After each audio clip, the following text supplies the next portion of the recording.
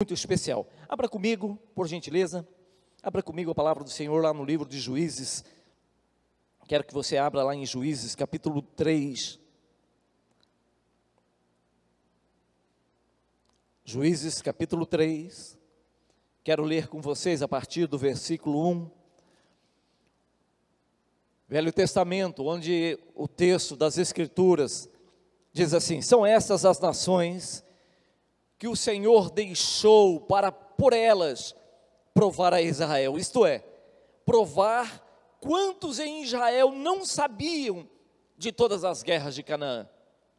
Isso tão somente para que as gerações dos filhos de Israel delas soubessem, para lhes ensinar a guerra, pelo menos as gerações que dantes não sabiam disso. 5 príncipes dos filisteus e todos os cananeus e sidônios e heveus que habitavam as montanhas do Líbano, desde o monte de Baal Hermon até a entrada de Amate. Estes ficaram por eles, o Senhor por Israel à prova, para saber se dariam ouvidos aos mandamentos que havia ordenado a seus pais, por intermédio de Moisés. Habitando, pois, os filhos de Israel no meio dos cananeus, dos heteus, dos amorreus e ferezeus, e heveus e jebuseus, tomaram de suas filhas para si por mulheres, e deram as suas próprias aos filhos deles, e rendiam culto a seus deuses. Até aí, por enquanto, queridos.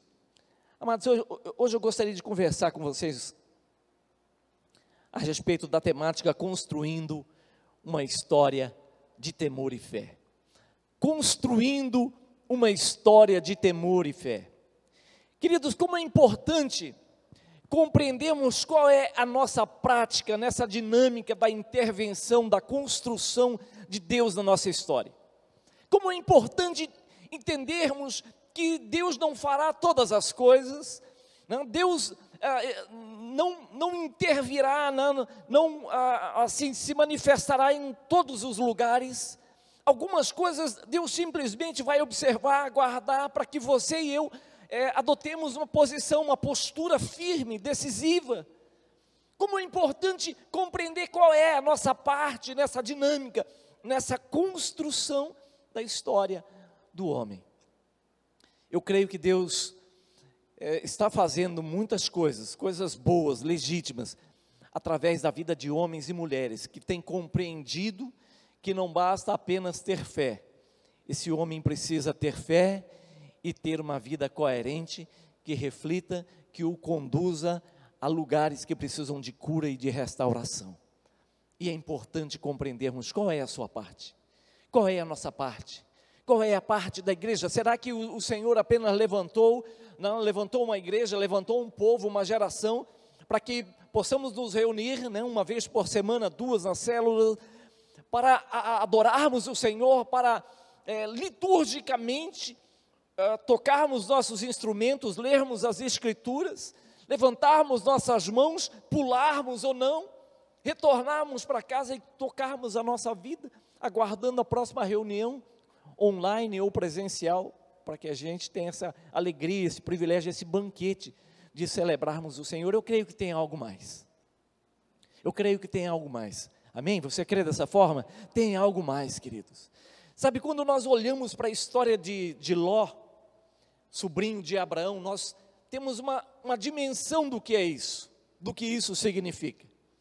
A palavra do Senhor diz que Ló e Abraão, em um determinado momento, eles se apartaram, cada um foi para um caminho, e Ló foi para as campinas de Sodoma e Gomorra, e ali ele se estabeleceu. E esse homem, queridos, como uma exceção à regra, até porque aquela sociedade não via com bons olhos os estrangeiros, as pessoas de fora, eles não viam com bons olhos. Eles tinham uma política, uma cultura avessa àquele que procurava de alguma forma se estabelecer, ganhar a sua vida ali dentro daqueles lugares. Ló foi uma exceção, ele conseguiu se estabelecer e ele se deu bem ali na cultura, dentro daquelas 2 cidades, naquela região. Diz a palavra que Ló, ele se assentava à porta da cidade. Ele tinha uma função, acredita-se que ele tinha uma função importante como um juiz da terra, a julgar as causas que lhe vinham ali à porta da cidade. Assim, na verdade, na antiguidade eram feitos dessa forma. As causas eram julgadas à porta da cidade. Os anciãos traziam então uma direção segura. Ló se estabeleceu, Ló se deu bem, a sua família se deu bem ali. E ele estava à porta da cidade. Ele podia trazer uma direção segura para as questões que aconteciam à porta da cidade. Mas dentro da cidade, os valores não haviam sido tocados. Os valores de Sodoma e Gomorra não haviam sido alterados. A ganância, a injustiça social, né? As mazelas da sociedade continuavam em alta, continuavam crescendo, mas Ló estava à porta da cidade, afinal de contas ele havia conquistado o seu lugar ali junto a Sodoma e Gomorra, e ele defendia aquilo logicamente com todas as suas unhas. Eu creio que não basta termos uma função, nos estabelecermos, conquistarmos a nossa parte, enquanto dentro dos muros da cidade, os valores, os princípios estão deteriorados. Compreendem isso? Sabe, queridos, é um contrassenso entendermos ou esperarmos que Deus vá fazer todas as coisas que nos cabe fazer. É como se hoje nós estamos vivendo as vésperas de uma eleição importante, as eleições municipais. Há uma importante, né, e assim, singular oportunidade para renovarmos ou não esse pessoal que está aí, que são os nossos representantes. Se formos descuidados ou ingênuos, nós apenas oraremos ao Senhor e falar: Senhor, põe a tua mão e levante homens sérios, gente capaz, homens de bem, para governar as nossas cidades, como prefeitos dentro das nossas cidades. Deus não vai lá na urna votar para a gente, não. Entenda isso, Deus não vai se mover e vai lá botar o votinho dele, né? Eu estou falando botar o votinho dele, hoje não é mais nem, né? Hoje é na urna eletrônica, né? Ele não vai digitar o número do seu candidato. Você vai ter que se deslocar, você vai ter que se movimentar, você vai ter que exercer a sua cidadania. Não adianta entendermos, é um contrassenso acreditarmos que a história da nação vai mudar, vai ser transformada, se nos omitirmos, se ficarmos aquém, omissos à vida diária, ao cotidiano, às questões da sociedade. Precisamos entrar, precisamos nos mover, e com muita graça de Deus, com muita graça do Senhor, sabermos analisar com muito critério, né? Saber quem é quem, né? Nessa história de tantas propostas políticas que existem por aí. Eu não iria tocar sobre isso, e já que toquei, eu quero passar bem rapidamente, né? Uma coisa que eu tenho proposto quando faço a análise de candidatos quando eu vejo alguém se apresentando como político e se apresentando como pastor, eu dou 2 pés atrás. Porque se o cara é pastor, eu quero segurar um cara desse, porque você leva muitos anos, muito tempo, é muita oração, é muito jejum, é muito clamor, é muita busca, é muito ralo, para que um homem se levante como um pastor. E eu vou tirar esse cara do púlpito, do rebanho dele, para botar ele dentro de uma Câmara de Vereadores, à frente do Executivo Municipal? Vou nada, né? Eu vou criar um laço para esse homem, porque rapidamente ele vai para lá, exceto, logicamente, se tiver um propósito. Se esse homem estiver sendo liberado pelo presbitério dele, entre vários outros pastores, ele for levantado para isso, porque é um chamado, salvo essas exceções de que geralmente nós não sabemos, eu, quando vejo alguém se apresentando, pastor fulano de tal, eu falo: opa, esse vai ter que me convencer pelo menos umas 500 vezes para que eu dê o meu voto para ele. Olha a história desses candidatos, olha a história de vida. Não dê oportunidade para que os oportunistas de plantão, queridos, alcem cargos no executivo. Cuidado, eles vão nos representar. por 4 anos. Depois não adianta ir para o clamor, ir para a oração, ir para o jejum. Senhor, muda a história da minha nação. Se você foi lá e botou, né, deu voto, deu crédito para um homem desse. Vamos sair desse negócio, desse recado rapidão, né? Amém? Ok, queridos? Mas as eleições estão aí, né? Hashtag fica a dica, tudo bem? Ló havia perdido a condição de tocar a sua geração, queridos. Ele se deu bem na sua geração, se deu bem ali dentro daquela região, mas ele perdeu a condição de tocar a sua geração. Ele era um homem que estava ali, as pessoas o viam, a influência dele dentro daquela nação era muito raliada, era muito insossa. Ele não podia tocar, ele não podia mais direcionar, não, assim, os valores e os princípios que tocavam a sociedade. Ló não conseguia mais. Eu creio que a oração exerce um fator determinante em todo esse processo de mudança, de construção de uma história de temor e fé. É extremamente importante, é imprescindível que você e eu coloquemos os nossos joelhos no chão, assim clamemos ao Senhor, mas os nossos passos de fé são igualmente eficazes, eles caminham juntos. Por isso que Tiago, ele falou tanto a respeito da oração, né? E por muito tempo havia assim hoje nem tanto mais no meio da teologia, ninguém discute tanto isso, mas por muito tempo havia assim uma dúvida, né? Será que o apóstolo Paulo estava em contradição com Tiago, ou Tiago em contradição com Paulo, porque Paulo falava tanto dos movimentos de fé, da ação de fé. Agora Tiago vem dizer que é necessário obras, né? Não apenas fé. Será que são questões contraditórias, se opõem uma à outra? Não, elas se complementam, elas caminham juntas. O que o Tiago diz é que através das obras eu tenho a possibilidade de exteriorizar, de mostrar a minha fé, a fé que muitas vezes eu não vejo. E a fé só é fé quando eu consigo perceber.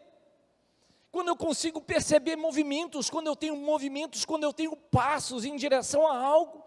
A fé nos põe em movimento, amém ou não? A fé nos põe em movimento, é quando eu percebo uma situação, uma fortaleza, uma resistência, dentro da minha história, dentro da minha família, dentro da sociedade, e eu começo a agir, eu começo a orar, eu começo a clamar, mas eu também me intero, eu começo a tomar parte na reconstrução, ou na construção dos valores, dos muros que foram derrubados, e eu começo a construir, no meio das crianças, no meio dos adolescentes, no meio dos jovens, no meio da família, né, no meio da política, no meio da igreja, eu começo a exercer o meu papel profético. É por isso que Deus, ao longo da história, Ele sempre levantou profetas, homens de Deus, que de alguma forma, dentro da sua geração, eles se levantaram, não apenas para trazer o coração de volta, né, trazer o coração do povo de volta à centralidade do culto ao Senhor, mas também para apontar a omissão e a deficiência daquele povo que se chamava pelo nome do Senhor. E muitas vezes quando você lê os profetas, você vai perceber os profetas se levantando e dizendo: ei, tem corrupção aqui. Ei, os reis que foram levantados, né, os homens de Deus, os sacerdotes, eles estão em conluio com esse espírito de corrupção dentro da nação. Ei, Deus não está nisso. Ei, há muitos pobres, há muita gente assim, com pouco favorecimento, com menos do que o básico dentro da sociedade, e os profetas apontavam isso para dentro de Israel, dizendo: ei, há muita gente que está padecendo, há muita gente que está enfermando, morrendo, precisando do básico, dos cuidados básicos, e vocês estão caminhando, acreditando que simplesmente se voltar ao Senhor, adorar o Senhor, se voltar a Ele no templo, basta. Não. Ou porventura o Senhor se agrada tanto dos sacrifícios que vocês estão oferecendo, deixando o pobre na terra, deixando o necessitado, deixando a pessoa, o estrangeiro, sem um acolhimento.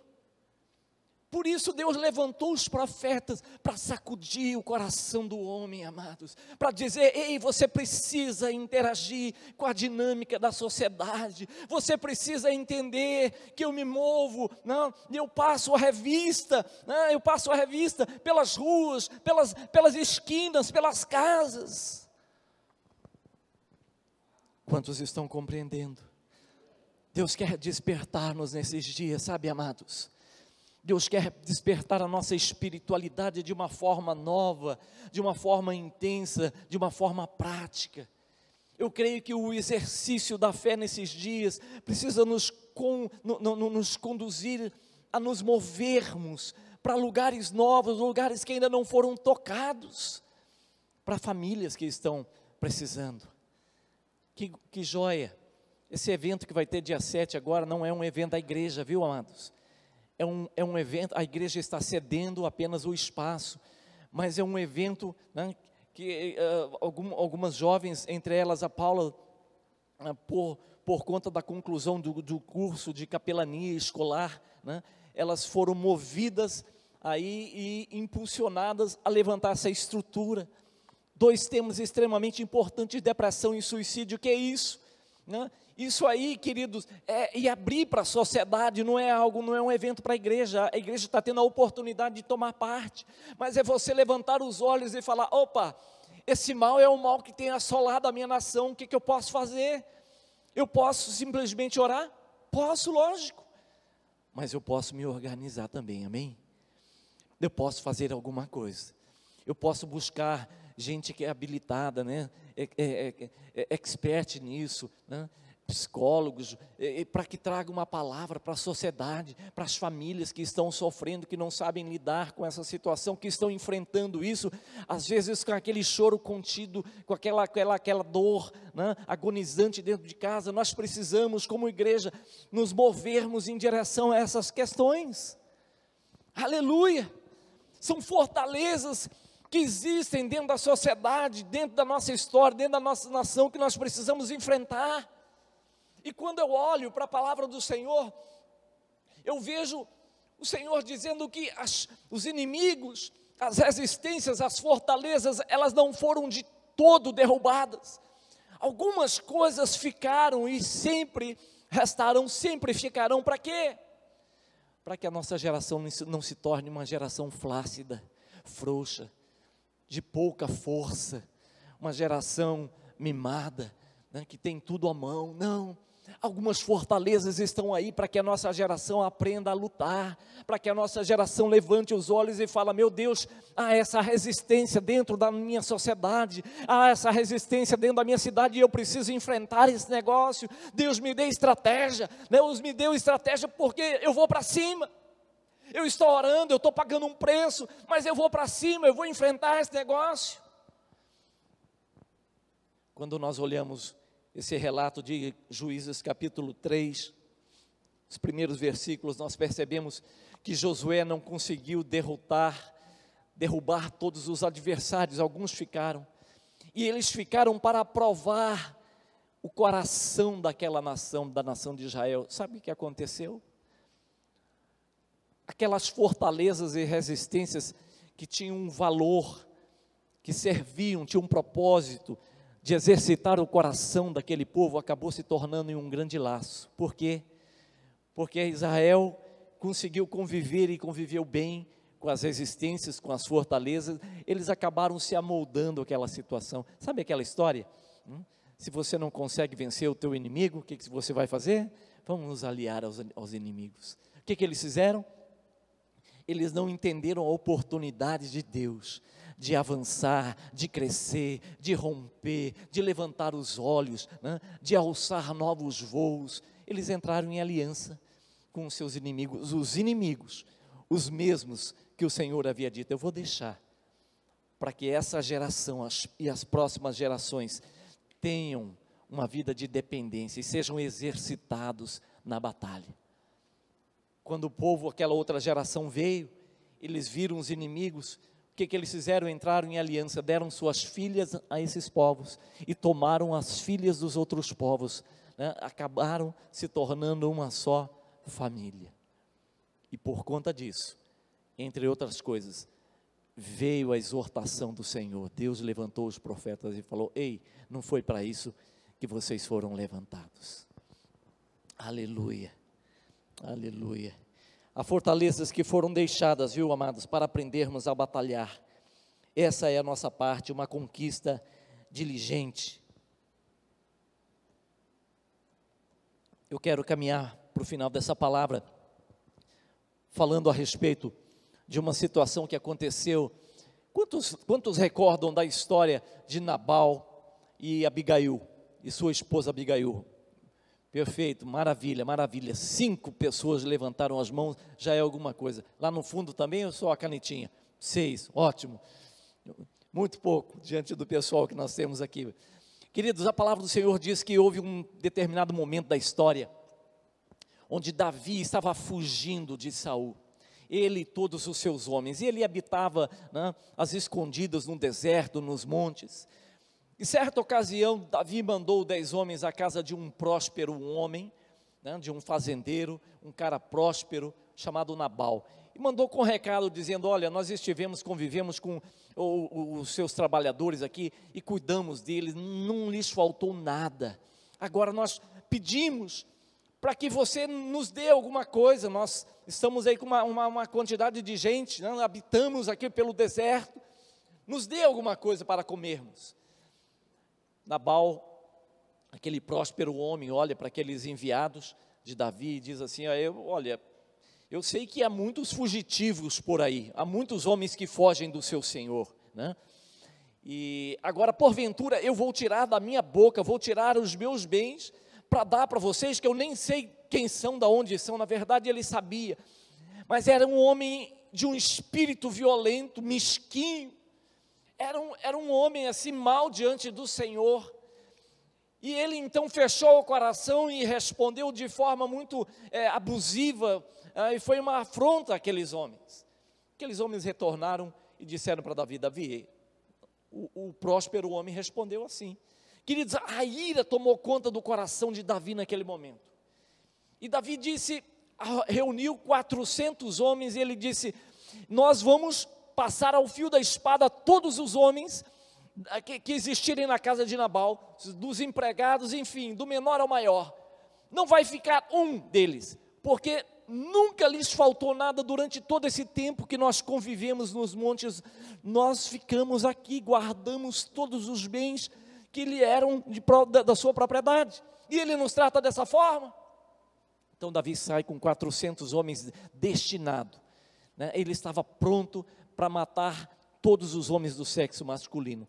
A mulher de Nabal, uma mulher temente ao Senhor, chamada Abigail, ela tomou conhecimento desse fato, através de alguns servos que vieram lhe relatar o que aconteceu, e Abigail, então, ela rapidamente, queridos, é isso que é importante entendermos, rapidamente, ela reuniu ali 200 pães, passas de uva, reuniu muita comida, né? Muita comida mesmo, e ela falou: olha, vocês corram, vão à frente, levem para Davi, que eu seguirei também no mesmo passo para encontrar com Davi, o meu Senhor. Quem sabe com isso, com essa ação, a gente consiga remover o mal que já está liberada contra nós.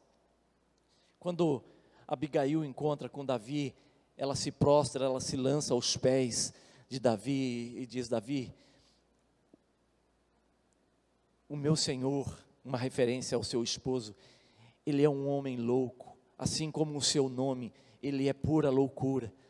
Agora, eu creio que essa ação está movendo a ira, né? Está impedindo que o Senhor venha trazer vingança, venha derramar sangue, né? na casa de Nabal. Eu creio que essa ação é poderosa para isso. Sabe, queridos, quando eu vejo essa história de 1 Samuel capítulo 25, de Abigail, Davi, Abigail, Davi, acabei de falar o nome do homem aqui, Nabal, isso mesmo, obrigado pela lembrança, e Nabal, eu fico olhando para a atitude dessa mulher e como eu me inspiro com a ação, com a atitude, com o zelo, com a prudência, com a fé e o temor dessa mulher. Queridos, ela via que a história de muita gente seria destruída, caso ela não agisse rápido.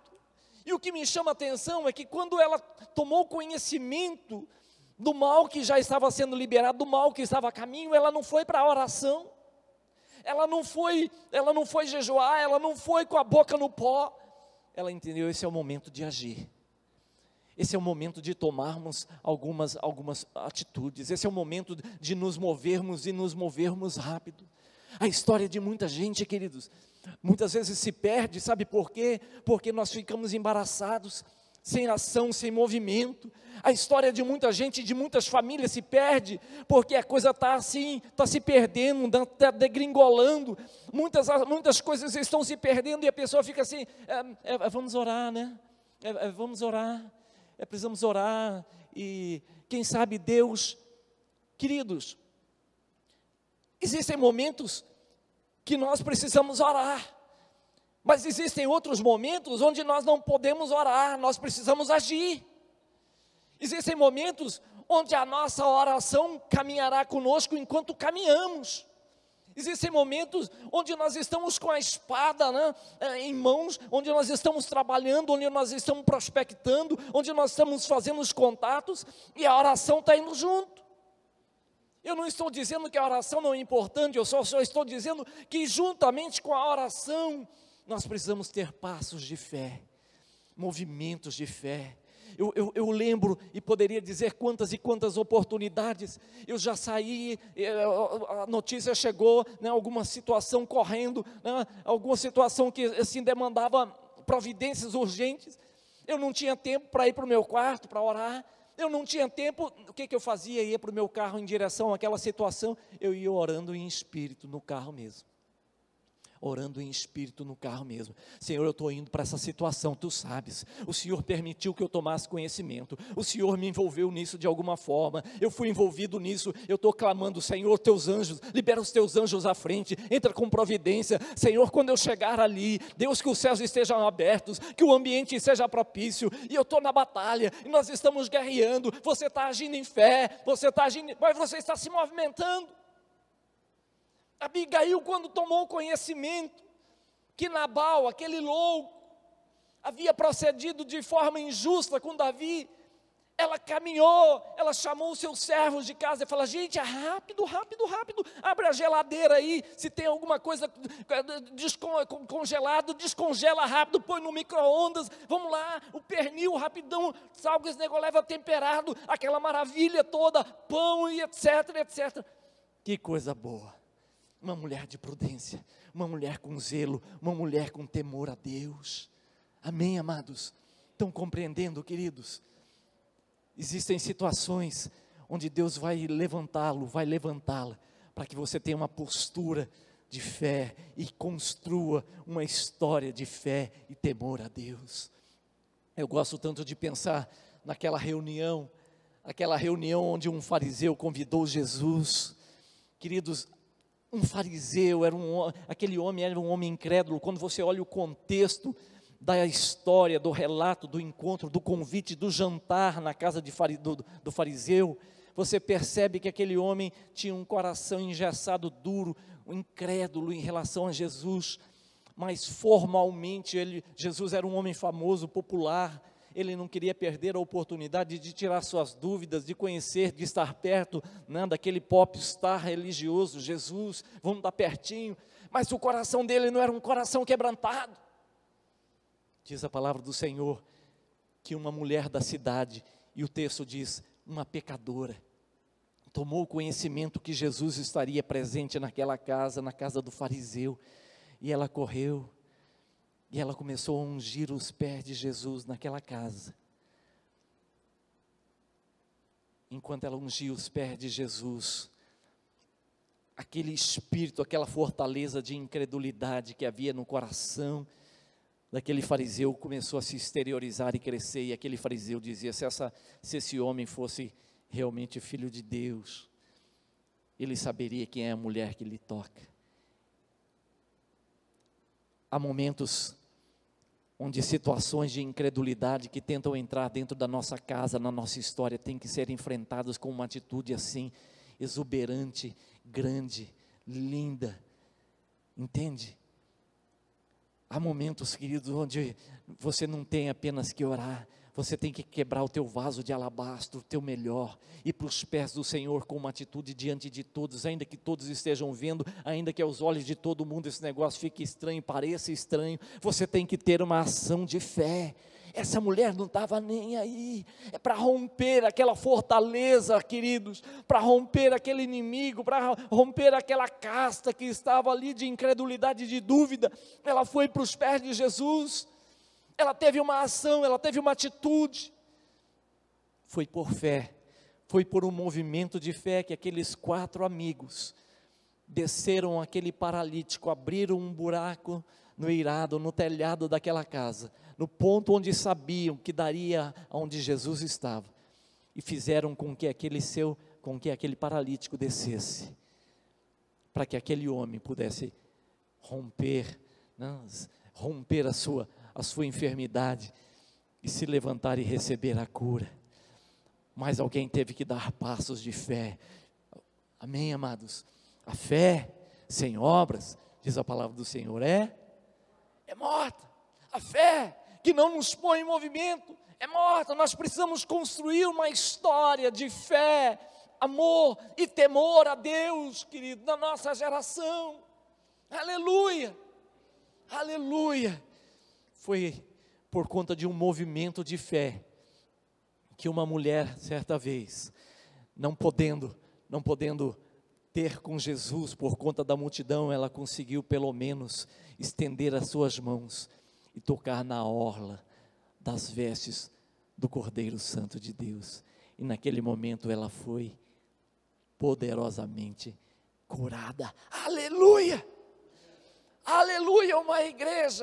Uma igreja que ostenta fé, é uma igreja que se movimenta, é uma igreja que se põe em pé e diz: Senhor, nós estamos aqui. Há inimigos mesmo, há adversidades, há situações que nós precisamos romper, mas nós iremos para cima, nós enfrentaremos. Senhor, nós não concordamos com esse espírito de corrupção na nossa nação, por isso nós nos levantamos, estamos orando, pagando um preço, tendo uma vida de coerência, mas mais do que isso, exercemos o nosso papel profético. Senhor, nós estamos aqui denunciando profeticamente, dizendo: não temos pacto com isso, não temos aliança com isso, e eu estou formando a próxima geração, e eu estou tocando a minha geração, eu estou olhando para frente, estou olhando para cima, dizendo: Senhor, a minha geração será melhor, porque a minha geração será temente, a minha geração não permitirá que essas adversidades, que esses inimigos se estabeleçam e cresçam, em nome de Jesus. Com eles nós não entraremos em aliança. Aleluia. Você pode se colocar em pé nesse momento, para a gente terminar esse momento. Aleluia.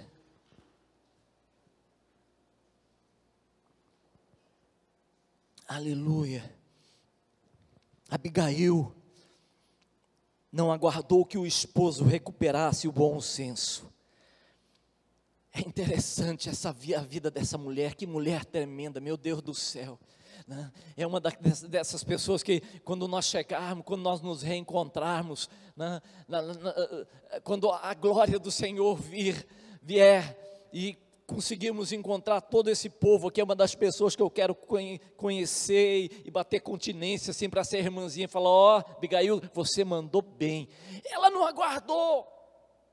Ela poderia, como muitos, falar: eu vou ficar na oração para que o meu esposo recupere bom senso. Gente, tem pessoas que não vão recuperar o bom senso. Não vão recuperar o bom senso. É assim, uma ação atrás da outra. Você fala: meu Deus do céu, eu estava esperando que o cara desse um passo assim para, ou ela desse um passo para crescer, para romper. E ele só degringola, só desce. Parece que ao invés de subir pelas escadas, ele prefere o escorregador.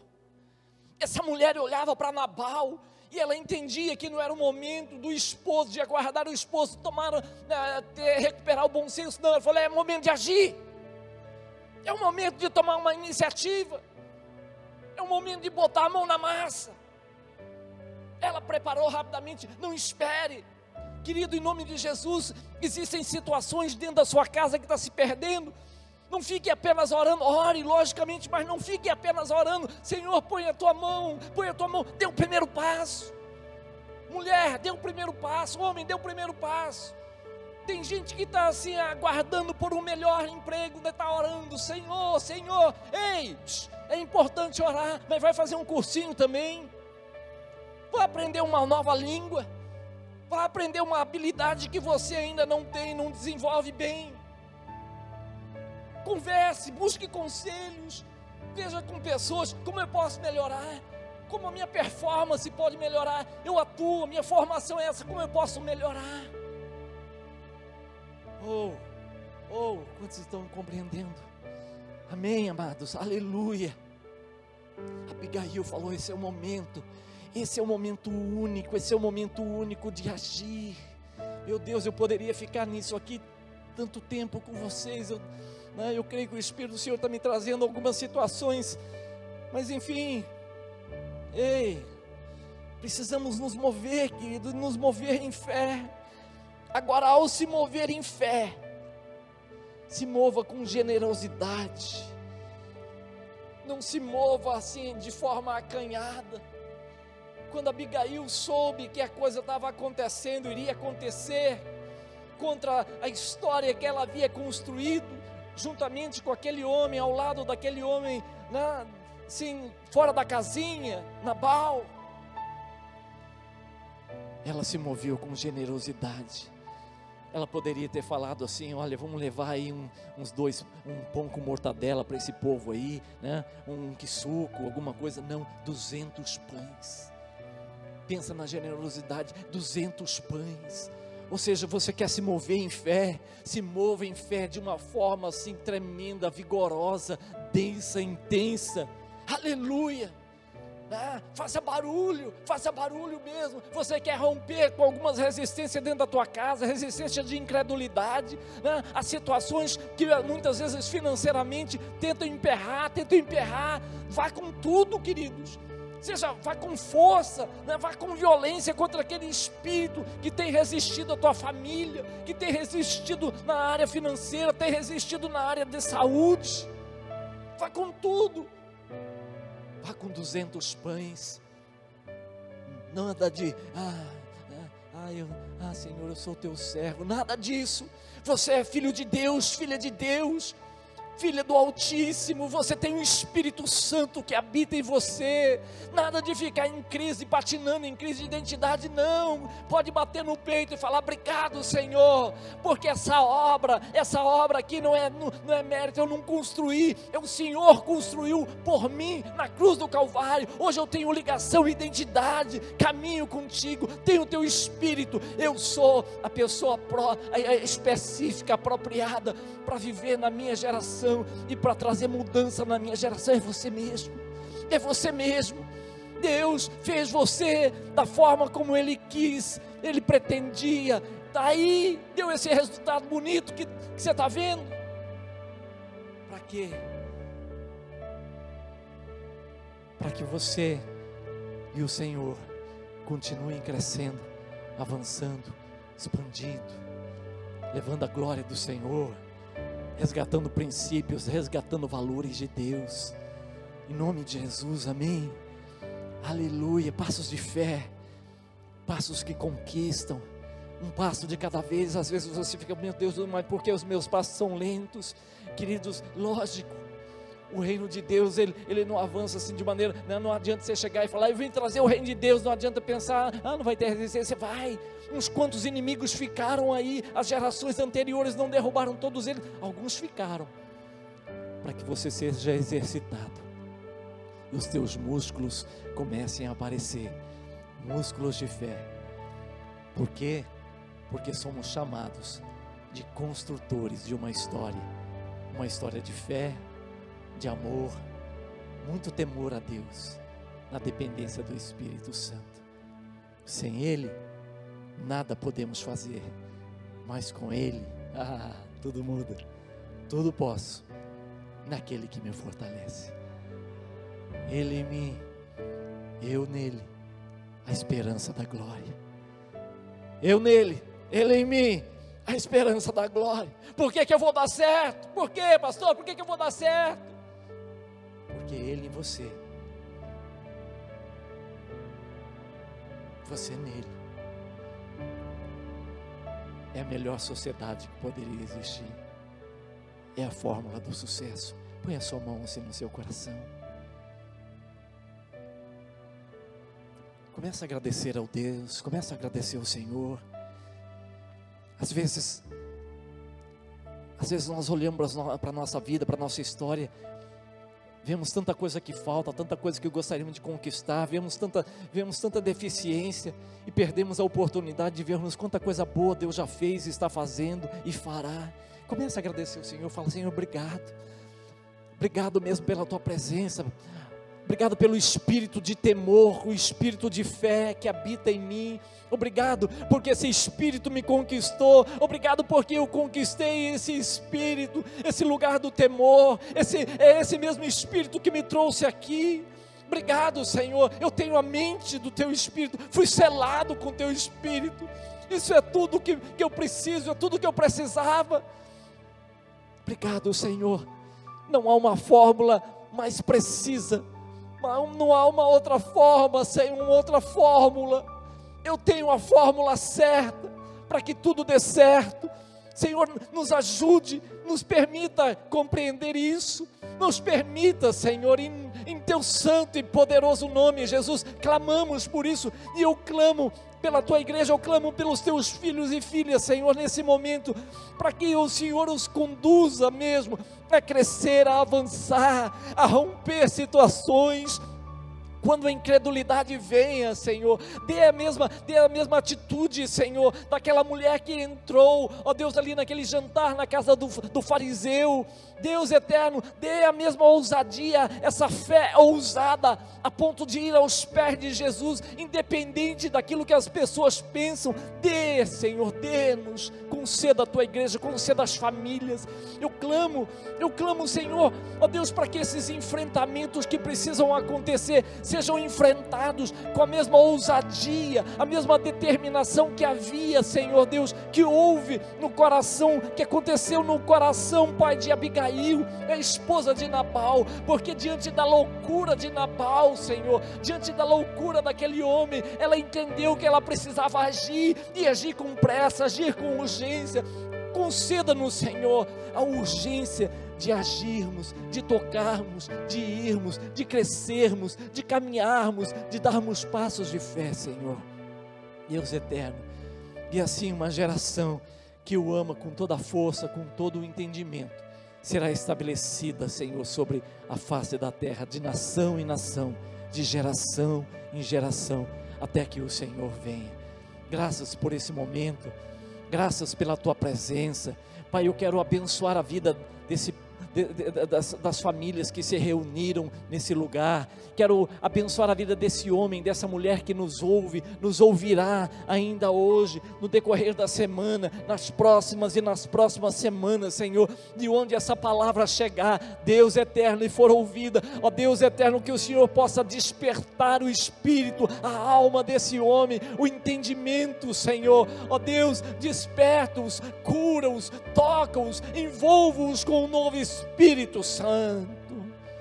Deus Todo-Poderoso, eu abençoo, Pai, que a graça do Senhor, o amor de Deus Pai, as eternas consolações do Teu Espírito, Senhor, sejam sobre eles, desde agora, para todo sempre, em o nome do Senhor Jesus, amém, aleluia, aleluia.